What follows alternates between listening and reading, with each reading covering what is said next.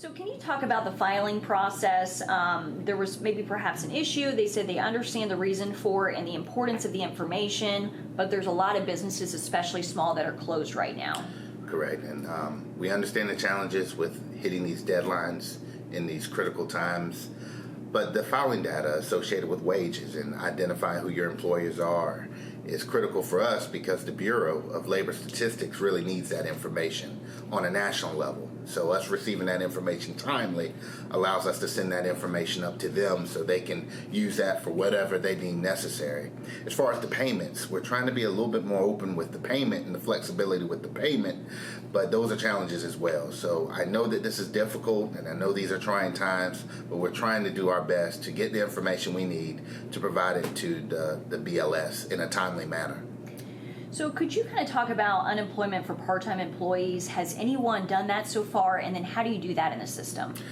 Part-time, full-time, loss of wages, loss of hours, furloughed, lack of work. We deem all of that the same, and we encourage those individuals to go to our website at dew.sc.gov and file for unemployment insurance. It's a process that's taking place where those individuals are receiving additional information out there on our website right now. Or if they're having challenges filing that initial claim, they can contact us through our dedicated contact center. But the process for both part-time and full-time is the same. Okay. Can you talk about the filing process? Is there any way to streamline information? Could do search by social security numbers to determine eligible benefits and then kind of reduce the additional requested information? When we modernized our system a little over 2 years ago, we worked very closely to streamline the initial claims filing process. However, the fields that are identified within our tool and within our technology are required fields. So those individuals have to provide that information because they serve different purposes throughout the claim filing process. So as far as just using a social, that's complex. We really need all of the elements in the fields completed so we understand all the different requirements within the unemployment insurance program to ensure that we give eligibility to the right individuals and we deny eligibility to the right individuals. Okay. And they have another follow-up question to that. Is it possible for DEW to pull up an individual's information and then begin and end their unemployment benefits without requiring additional information? They're saying this is more in context for rural claimants. No. An application is an application. It's all the same. There's no way that we can determine a short version versus a long version, a partial versus non-partial.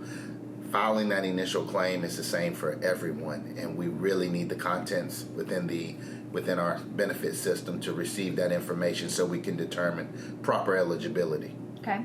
So in terms of employer file claims, is that a new process to eliminate the job search?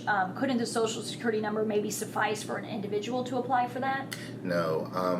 Employer file claims is not a new process. It's something that we've had for quite some time. Work very close with businesses and employers for them to file on behalf of their employees. These individuals are job attached, meaning that this is a short period of time where they will be out of work, whether it be a plant shutdown, a plant closure, it'll be a vacation or a holiday that is built into an employer's business model. Those are things that we've done in the past. Furloughs, where they file on behalf to make the process easier for their employees. But to say that we could look by social or determine that by just some predetermined identifiers is hard to do in this process. Okay. What would happen if both the individual and an employer filed on their behalf? Yeah.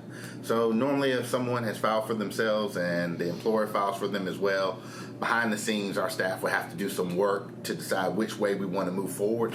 But there is some sense of reconciliation in the system.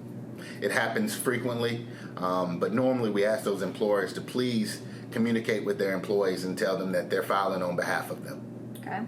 Where do employers go? Is there a link or resources in order to do an employer file claim? Okay. We have videos out there on our YouTube page that gives step-by-step guidance in regards to the employer filing process. That's one resource. If you go back to our website under the employers tab on the COVID-19 hub, there is additional resources associated with how employer file claims work as well, or they can contact us through the 866 number and they can hit the designation of employer and speak to one of our staff in regards to how that process works. Okay. One question that's not here but I think would be helpful for them is if difference between employer file claim of being able, like the 10-day window, versus if they have their employees file individually, that they are responsible to go into their portal. Yeah. So there's a two-step process within the employer file claims process. Not only does the employer file on behalf of them, but that employee still has to certify that week.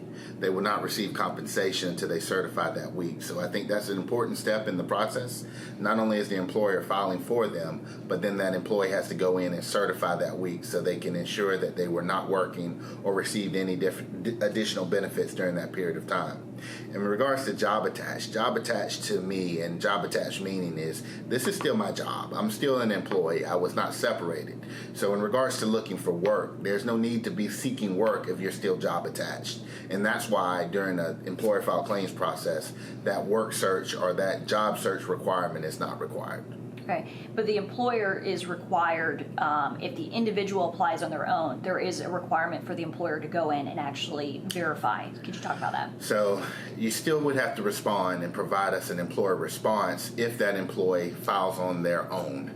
We still need to know the reason for separation, and you would have to provide that to them. So they would actually receive notice from us or go into the employer portal and respond.